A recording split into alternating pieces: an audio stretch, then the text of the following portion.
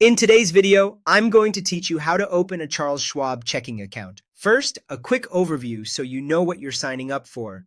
Schwab's checking product is called the Schwab Bank Investor Checking Account. It's designed with travelers and investors in mind, offering no monthly service fees, unlimited ATM fee rebates worldwide, and no foreign transaction fees. You'll get a Schwab Visa Platinum debit card, and your deposits are FDIC insured up to applicable limits per depositor. One important note up front. This checking account must be linked to a Schwab One brokerage account. If you don't have one yet, you can open both together in a single application flow. Let's walk through the process. Start by visiting Schwab's investor checking page and select the option to open a checking account. That launches the online application where everything happens securely. If you already use Schwab for investing, go ahead and log in with your existing credentials so the system can pre-fill what it can. If you're new to Schwab, you'll create a login as part of the application. During this setup, you can choose to open the checking account alongside a new brokerage account if you don't already have one.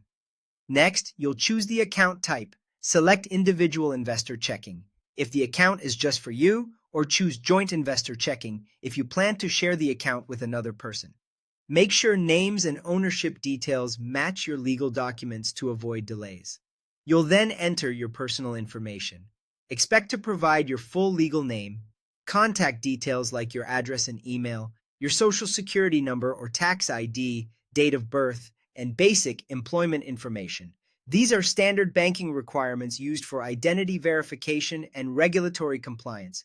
Because a linked brokerage account is required, you'll either connect an existing Schwab One account or open one alongside the checking account.